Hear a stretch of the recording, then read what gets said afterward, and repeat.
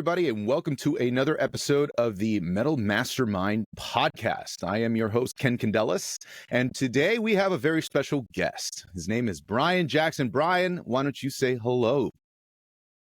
Hey, how's it going? It's good to have you on, brother. This is really a treat for me because I've worked with you actually in the educational field a long time ago, and it's been such a pleasure to actually reconnect with you when we saw each other at AES, the Audio Engineering Society event in the Jacob Javits Center in New York. For you guys who are listening, Audio Engineering Society is a really, really cool place because you basically get everybody who's anybody in the audio world to come into one area, and they do things like talks, they do things like events with manufacturers, they'll do a whole bunch of kind of stuff, and you get some cool swag while you're at it. So it's a great place. And Brian, actually let's start there. How long have you been going to places like AES and stuff? Well, I moved to New York in 2002, and I think I've been to every one here since that they had them, other than the few years they didn't happen because of the pandemic. Right. Oh, wow. That's amazing. Yeah. AES has always been kind of a fun thing for me, and I'm sure it has been for you as well. But were you originally from New York, or did you move somewhere and, live there for a long period of time? What's your history like? Yeah, I grew up in the Detroit area, and then I moved to San Francisco in the mid-'90s. Never went to AES there. I always thought about it whenever it would happen out there. But moved here in 2002 after San Francisco became so gentrified it wasn't worth living in a smaller city like that. Wow. And do you think the music scene is radically different from those places to somewhere like New York? Yeah, New York's kind of its own beast. When you're coming from a place like Detroit or San Francisco, you assume everything would be better here. But this comes with its own challenges. And because it's so big and there's so much going on here, people from different scenes don't bump into each other as often as in some of the smaller cities, where there's a lot more cross-pollination of people in totally different music scenes. Like in San Francisco, like everybody knew everybody. The city is only, at least back then, was like 700,000 people. The whole Bay Area is like barely larger than Brooklyn population wise. So everyone in different scenes knew everybody. Electronic music, punk, metal. There was more overlap. Where here, these things are much more separate for the most part.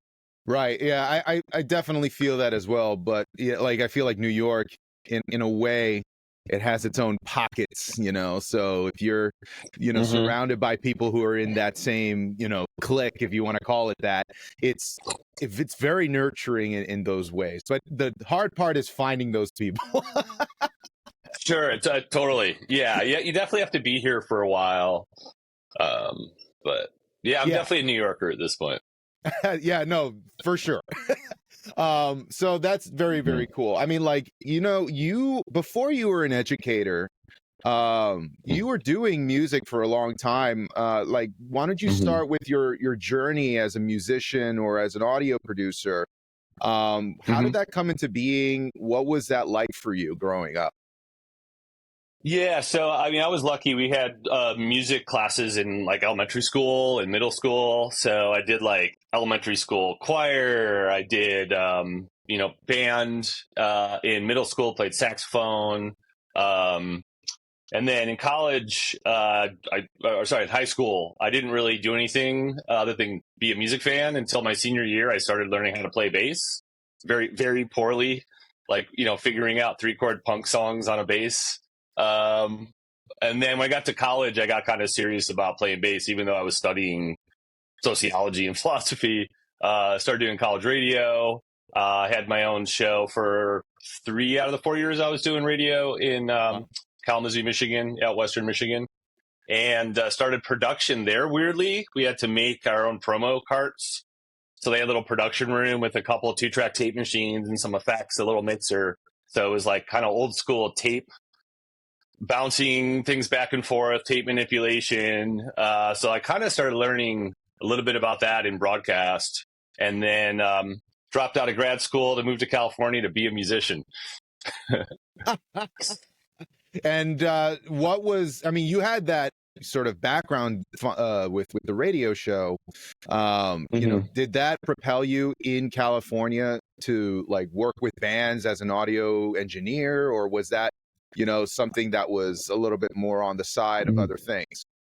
Yeah, I mean, I think the radio station experience was useful. It was cool. You know, I was exposed to a ton of music. I started learning a little bit about production, and we had a mixer there because you had all the different inputs. You know, it was still vinyl, and CDs were just really starting to take off at this time. So it was mostly vinyl, but just like being able to understanding how to mix together different sources and watch levels. So that was really helpful. But beyond that, when I was playing in bands in California, the first few bands I played in or was trying to play in, they're just local bands, didn't really go anywhere. I decided I didn't want to play in bands anymore, so I sold this little 4-track Tascam cassette recorder I had and bought Pro Tools in '96, which was kind of insane for how expensive it was. Oh And yeah. then shortly thereafter, a friend of mine who was also out there from Michigan and had played in a band that was on Metal Blade was like, "Hey, let's start a band together." And so I'd started kind of building a studio when I kind of ended up in a band with somebody who'd been a professional for a while, and then that kind of took off from there. People liked how our band sounded and started asking us to do stuff for them. So it went from like learning Pro Tools and synths and MIDI and all that, so we could like do our weird rock band that did, you know, rock band with synths and electronics, to like, hey, can you master my record for me? Can you, do stuff like that? So because it's kind of evolved organically, I guess. Wow, that's amazing. And I mean, here at Metal Mastermind, we talk a lot about creating your own sound, and it's an important aspect to our ethos. And when you tell me stuff like that, it's fun because you're seeing somebody here who's like trying to discover themselves in a way that ends up having adverse effects through that, which are beneficial. Because when you Sure. start really experimenting as an artist, you start exploring, you know, parts of the unknown, maybe things that people haven't tried just yet, or if they have tried, you Hmm. haven't heard about it, so you have your own way of doing it. And that sort of originality is important, and it becomes, in a sense, a signature. And so when Hmm. people, they hear things that you've worked on, you know, and you've worked on, you know, a couple of metal bands that are pretty notable, and it's just Hmm. amazing to see it like grow from, you know, this kid in Detroit that went to do a radio thing in college, and then you go into California and you're here playing bands, Yeah. and you're expanding that creativity even into a technical field like audio, which is so cool. So Hmm. did you decide, when did you decide that you know, you wanted to do audio? Was that while you were in California, or was that when you moved to New York? Yeah.